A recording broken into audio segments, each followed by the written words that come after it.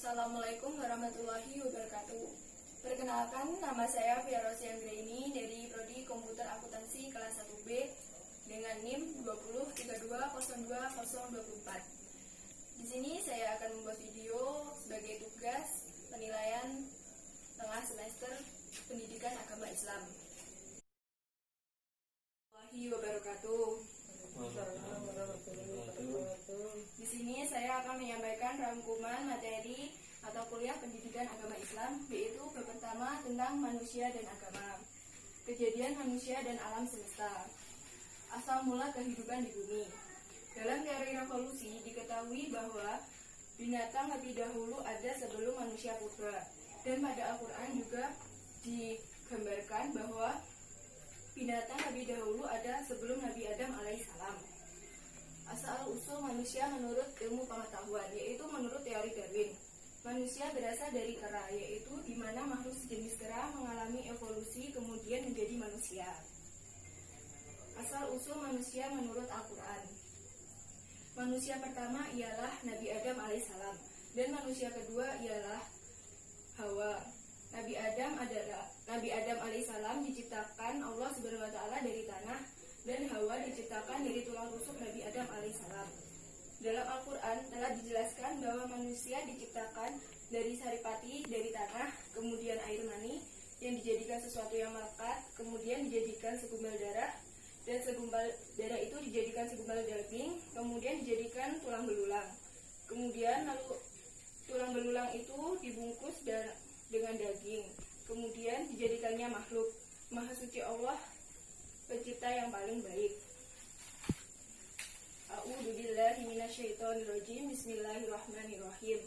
Wa laqad khalaqnal insana min sulalatin min tin, summa ja'alnahu nutfatan fi qararin makin, summa khalaqna nutfata 'alaqah, wa khalaqnal 'alaqah mudghatan khalaqnal mudghata midhaman fakasawnal indama hamman summa ansa'u khalqan ahar fatabarakallahu ahsanul khaliqin. Hubungan manusia dengan agama, yaitu agama secara bahasa berasal dari bahasa Sanskerta yang berarti haluan, jalan, atau kebaktian kepada Tuhan. Secara istilah, agama adalah peraturan-peraturan yang mengikat manusia dalam hubungannya dengan Tuhan. Agama sangat diperlukan oleh manusia sebagai pegangan hidup. Sebagai ilmu dapat menjadi lebih bermakna, yang dalam hal ini adalah agama Islam. Agama Islam adalah agama yang yang selalu mendorong manusia untuk menggunakan akalnya, memahami ayat-ayat kauniyah atau sunatullah yang terbentang di alam semesta, dan ayat-ayat Qur'annya yang terdapat dalam Al-Quran dan Sunnah, menyeimbangkan antara dunia dan akhirat dengan ilmu kehidupan manusia. Jadi kesimpulan tentang manusia dan agama adalah, menurut Islam, manusia adalah makhluk yang paling sempurna. Ia diciptakan untuk menjadi khalifah di bumi. Pada saat manusia dilahirkan, ia membawa kemampuan-kemampuan yang disebut fitrah. Fitrah inilah yang disebut dengan potensi atau naluri dan hajat hidup. Hubungan manusia dengan Allah adalah hubungan makhluk dengan Khaliknya atau Sang Pencipta. Peran yang hendaknya dilakukan seseorang adalah mempelajari ilmu, mengajarkan ilmu, membudayakan ilmu. Tujuan manusia dalam kehidupan adalah beribadah kepada Allah untuk mendapatkan kebahagiaan dan dunia dan akhirat. Yaitu Din al-Islam. Din al-Islam adalah agama pembawa keselamatan kepada seluruh umat Islam sepanjang hamba Allah tersebut menjalankan syariat agama Islam yang berlandaskan Al-Quran dan Hadis. Ruang lingkup Din al-Islam yaitu ada 3: akidah, syariah, dan akhlak. Akhlak adalah berasal dari kata khulq yang artinya perangai atau tabiat. Secara istilah adalah bagian ajaran Islam yang mengatur tingkah laku perangai manusia. Akhlak dikenal juga dengan istilah etika. Etika adalah perbuatan baik yang dilakukan oleh seseorang dengan sengaja dan berdasarkan kesadarannya. Syariah berasal dari bahasa Arab yang berarti jalan. Secara istilah, ialah peraturan yang mengatur hubungan manusia dengan manusia, manusia dengan Allah, manusia dengan alam semesta. Sedangkan akidah adalah berasal dari kata ahid yang berarti ikatan atau sangkutan. Secara istilah, ia adalah keyakinan hidup dan lebih khas lagi disebut iman. Keimanan dalam Islam meliputi semua hal yang harus diyakini oleh seorang muslim. Yang termasuk bidang akidah ialah rukun iman yang ada 6, yaitu iman kepada Allah, iman kepada malaikat, iman kepada kitab Allah, iman kepada rasul-rasul Allah, iman kepada hari akhir, dan iman kepada qada dan qadar. Hubungan antara akidah, syariah, dan akhlak yaitu pada dasarnya 3 unsur tersebut merupakan satu kesatuan hubungan antara akidah, syariah, dan akhlak. Pada dasarnya, 3 unsur tersebut merupakan satu kesatuan dalam ajaran agama Islam. Akidah sebagai sistem kepercayaan yang bermuat elemen-elemen dasar keyakinan. Syariah sebagai sistem nilai yang berisi peraturan yang menggambarkan fungsi agama. Yang ketiga yaitu akhlak sebagai sistematika yang menggambarkan arah dan tujuan yang hendaknya ingin dicapai oleh agama. Pluralisme dan kebudayaan. Pluralisme merupakan suatu paham yang mengajarkan bahwa semua agama adalah satu, yaitu sama, karena keberadaan dan kebenaran setiap agama itu relatif. Oleh karena itu, setiap pemeluk agama dilarang meyakini bahwa agamanya saja yang benar, dan agama yang lain adalah salah. Islam mengajarkan bahwa agama perbedaan di antara manusia, baik dari sisi etnis maupun perbedaan keyakinan, dalam beragama merupakan fitrah dan sunatullah yang sudah menjadi ketetapan Tuhan. Pluralisme dalam perspektif filsafat budaya merupakan konsep kemanusiaan yang memuat kerangka interaksi dan menunjukkan sikap saling menghargai, saling menghormati, toleransi satu sama lain, dan berlangsung tanpa konflik sehingga terjadi asimilasi dan kulturasi budaya. Pluralisme dan kebudayaan dijelaskan dalam surat Al-Hujurat ayat 13 yang berbunyi yaitu ya ayyuhan nasu inna khalaqnakum min dzakarin wa unsa wa ja'alnakum su'uban wa qabaila lita'arafu inna akramakum indallahi atqakum innallaha alimun khabir. Hai manusia, sesungguhnya kami menciptakan kamu seorang laki-laki dan seorang perempuan dan menjadikan kamu berpasang-pasangan dan bersuku-suku supaya saling mengenal. Sesungguhnya orang yang paling mulia di antara kamu di sisi Allah ialah orang yang paling bertakwa di antara kamu. Sesungguhnya Allah Maha mengetahui lagi Maha mengenal. Bab 3 yaitu sumber ajaran Islam. Sumber ajaran Islam ada 3 yaitu Al-Quran, Al-Hadits atau Sunnah, dan ketiga yaitu Ijtihad. Al-Quran. Al-Quran adalah secara bahasa berarti yaitu bacaan atau sesuatu yang dibaca secara berulang. Sedangkan menurut istilah, Al-Quran adalah firman Allah SWT yang diturunkan hanya kepada Nabi Muhammad SAW secara mutawatir melalui perantara malaikat Jibril. Membaca Al-Quran dinilai sebagai salah satu ibadah kepada Allah SWT dan membacanya merupakan suatu kebaikan. Dalam sebuah hadis diriwayatkan bahwa membaca Al-Quran adalah kebaikan dengan berbunyi man qira'a harfan min kitabillahi filahu bihi hasanah wa hasanatu bi asyri imsalihha la ikulu harfun walakin ifun harfun walam harfun wa mimun harfun. Barang siapa yang membaca satu huruf dari Al-Quran maka baginya yaitu satu kebaikan, dan setiap kebaikan dilipat gandakan menjadi 10 kali lipat. Kedua yaitu Al-Hadits. Pengertian Al-Hadits yaitu perkataan, perbuatan, dan pengakuan dari sifat-sifat Rasulullah SAW. Macam-macam Al-Hadits yaitu 1. Hadis sahih dikeluarkan oleh Bukhari dan Muslim yang merupakan hadis yang paling tinggi. 2. Hadis sahih yang dikeluarkan oleh Bukhari namun tidak dikeluarkan oleh Muslim.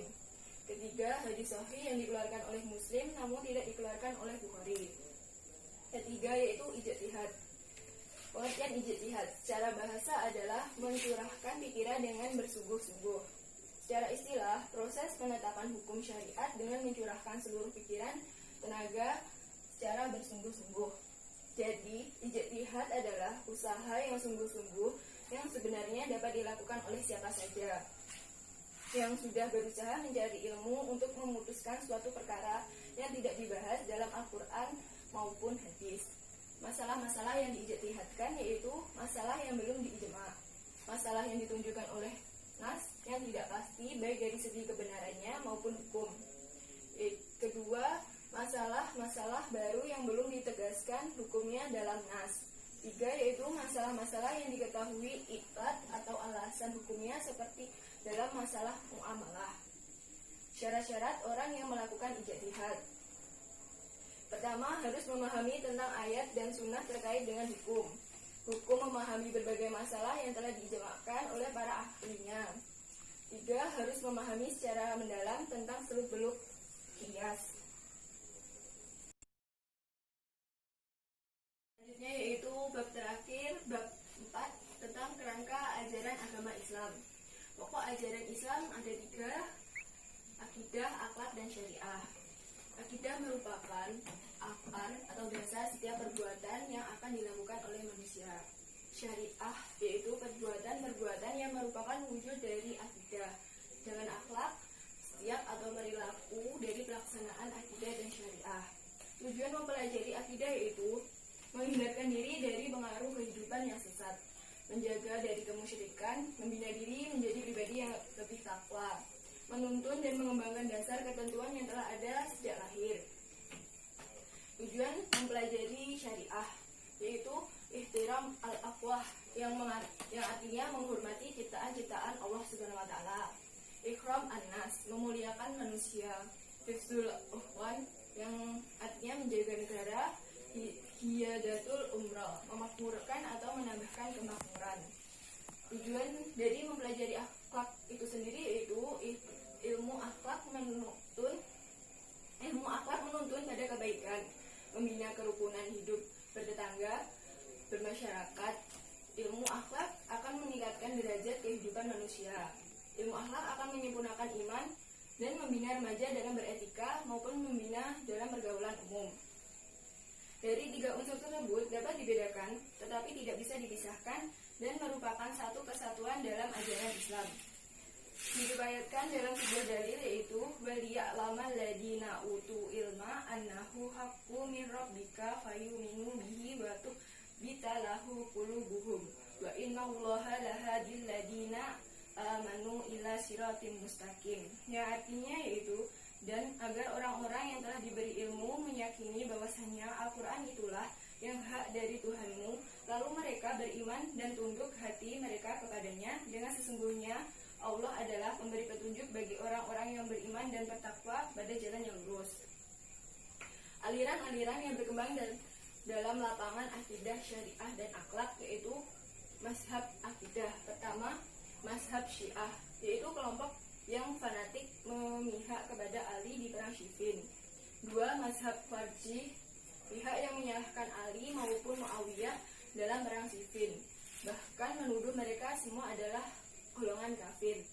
3. Mazhab Murji'ah, kelompok yang tidak mau mengkafirkan orang yang sudah bersyahadat. 4. Mazhab Mu'tazilah, kelompok rasional dalam Islam hingga kadang-kadang nas wahyu dikalahkan oleh rasio.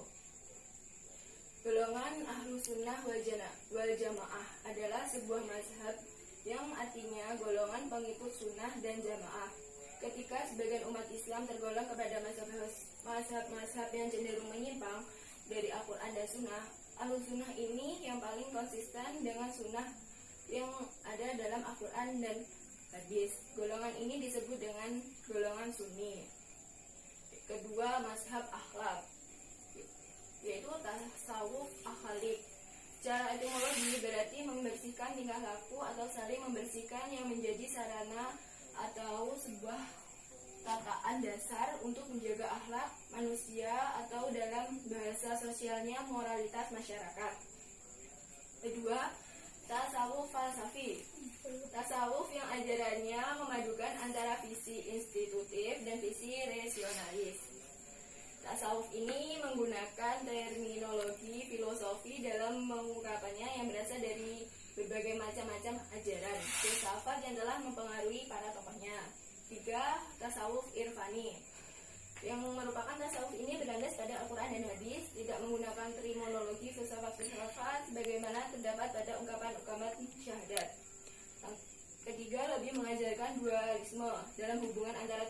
manusia. Keempat yaitu kesinambungan antara hakikat dengan syariat. Mazhab syariah. 1. Hanafiyah mazhab. Mazhab ini berasal dari Kufah, sebuah kota yang telah mencapai kemajuan yang tinggi atau Irak. Sehingga persoalan yang muncul dipecahkan melalui pendapat, analogi, dan kias kafi. 2. Maliki mazhab. Pemikiran hukumnya banyak dipengaruhi sunnah yang cenderung tekstual. 3. Syafi'i mazhab. Coraknya pemikiran adalah konvergensi atau pertemuan antara rasionalis dan tradisionalis. Selain berdasarkan pada Al-Quran, sunnah, dan ijma', beliau juga berpegang teguh pada qiyas. 4. Hambali mazhab. Corak pemikirannya adalah tradisionalis. Selain berdasarkan pada Al-Quran dan sunnah dan ijma', beliau juga menggunakan hadis mursal dan qiyas sebagai pegangan jika dalam keadaan terpaksa. Demikian yang dapat saya sampaikan dari materi yang telah diajarkan. Kurang lebihnya mohon maaf.